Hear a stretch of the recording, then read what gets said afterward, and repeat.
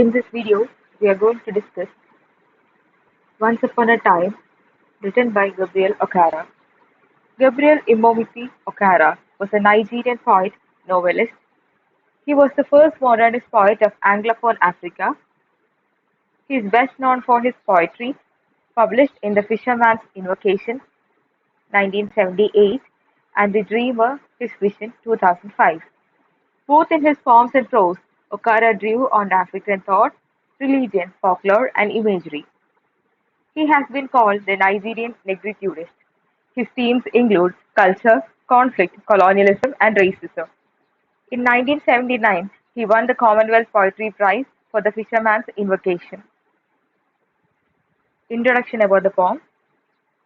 Through the poem, he laments the loss of innocence of youth. In it, he condemns the hypocrisy of adults hemmed in and constrained by rules and conventions, adopting masks for different occasions, for lying, cheating, and betraying, whereas childhood is portrayed as a time of honest laughter and spontaneity. It is a satirical poem on the modern way of greeting someone. The lack of compassion, simplicity, and brotherhood is portrayed in the poem. Poem has a fairy tale beginning, but it reveals harsh facts about the modern times. Nowadays, people greet others only with their expressions, not with all their hearts. The poem also features the clash of cultures, that's clash between African culture and modern Western culture.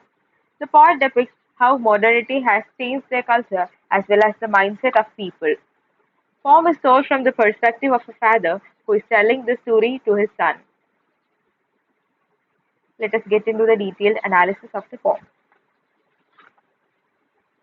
Once upon a time, son, they used to laugh with their hearts and laugh with their eyes, but now they only laugh with their teeth, while their eyes love cold eyes.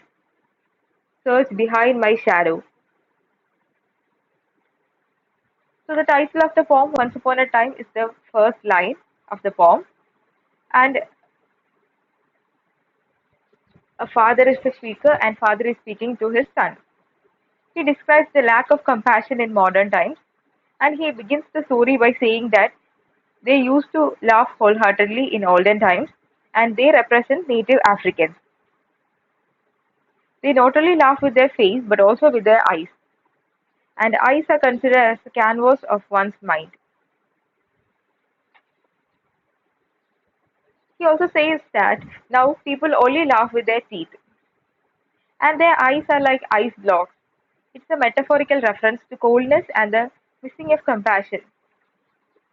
And when they meet a person, they search whether he's alone or someone else is behind him. Search behind my shadow as they can't bear the pain of another guest. They don't want any other guest with them. There was a time indeed they used to shake hands with their hearts, but that's gone, son. Now they shake hands without hearts, while their left hand searches my empty pockets. This says about the custom of shaking hands, and there was a time when they used to shake hands with hearts. That means with a sense of happiness. And but now it's gone and it has become just a customary gesture. And the empty pockets represent the materialism and selfishness, and the other person doesn't have anything for them, they will ignore them.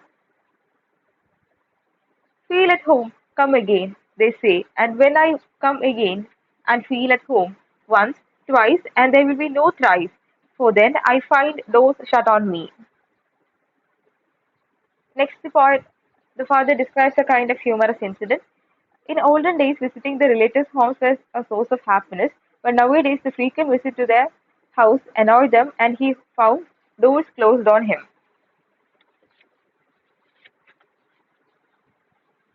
So I have learned many things, son. I have learned to wear many faces, like dresses, home face, office face, street face, house face, cocktail face, and all their conforming smiles like a fixed portrait smile. The speaker says that he has learned many things, including putting different faces, facial expression at different places, but he compares his smile to a fixed portrait smile, which means his smile lacks liveliness or any sort of compassion. And I have learned too to laugh with only my teeth and shake hands without my heart. I have also learned to say goodbye when I mean good riddance, to say glad to meet you without being glad, and to say it's been nice talking to you after being bored. So, smiling teeth and shaking hands with heart reappear in the stanza. Previously, these two things were criticized, but now he has shaped himself in society's order. Means the father has shaped himself in the society's order, and he says that he has also learned the art of faking. And now goodbye means good riddance. Glad to meet you without being glad, and nice to talking to you after being bored. Even though he is bored, he will be saying that it is nice to talk to you. But believe me, son, I want to be what I used to be when I was like you. I want to unlearn all these muting things. Most of all, I want to relearn how to laugh, for my laugh in the mirror shows only my teeth like a snake's bare fangs. He says that in their childhood they never knew the art of deceiving someone by hiding the real emotions, and they did not have any hidden intention to fulfill. And he wants to unlearn these muting things. It is a metaphor for describing the expressions